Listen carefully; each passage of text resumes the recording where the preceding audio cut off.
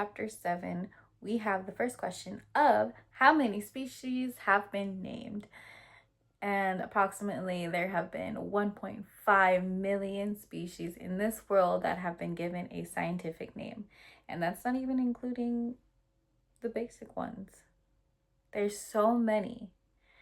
And that leads to question number 2 of do we know all the species on Earth? Absolutely not. There are vast areas that we have not explored fully in depth. The scientists that do these observations have found out that there's more than 8 million species in this entire world, and these are different areas that ranges from mountains to the oceans to the flatlands. And currently the species on Earth is much higher than those that are currently known. And a prime example of that is the Amazon forest. Not every inch of that has been explored. There's areas that we cannot go into. So who knows what's there? Number 3, explain how biodiversity patterns can be used to predict the number of species in the world. The certain patterns of studying species are distributed by how many species are in certain groups or areas. So if they're in a subset, that's what you guys will be observing. That's the pattern that you will be following. And in order to make these observations, the patterns are used again with subsets of species in the world.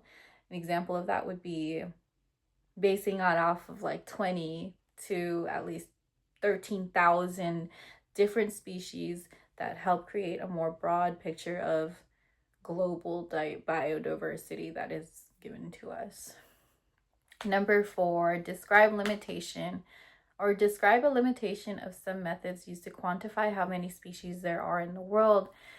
I remember that there is standardized information in ways that can overestimate species richness, which leads to possible wrong information. Another limit is that there are geographical ranges that can technically overlap, which will make it look like there are more species that are actually existing than there really is. And then with sampling and with the use of census data, there's a significant limitation in the reliable estimates. Number 5, in the opinion of experts, how many species are there in the world? What is the implication in this large range? Let's see. According to the experts, there's more than 8.9 million species in the world. The estimation is just it's a challenge, and always questioned, simply because it's just a large number, and there's a huge uncertainty about how many species actually exist in this world. Number 6, what is the best approximation to how many species there are in the earth? Why is this the best approximation? Like stated before in the question before, is 8.9 million species. But that's just a wild guess, because there's so many areas in this entire universe that we are living in that has not been touched. It hasn't been rejected as it hasn't been rejected because there's no other revisions that have been made. It's uncertain, but that's because the earth is so large. And now, number 7, what will it take to describe the remaining undescribed species on Earth? Was a difficult question for me to really answer, because even though there's scientists that have more data and more ways to compile geographic information, there's always just so much more to look towards or look for.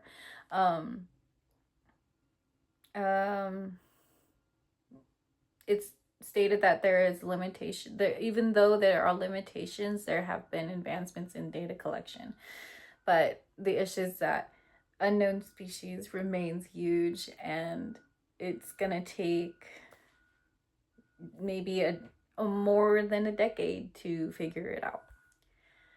In number 8, in this class, a synonym, the question is, what is a synonym? And this is when a species has more than one scientific name, or once in the scientific records. It usually happens when the same species is described in multiple times under different names, because somebody did their research, and that's always different in places. Number 9, how are global patterns in species richness created? They are created by a compilation of certain data that has been collected by all of scientists from many species and locations in the different databases. And it's analyzed by where a species naturally occurs in how rich or diverse that the biodiversity is there in those areas.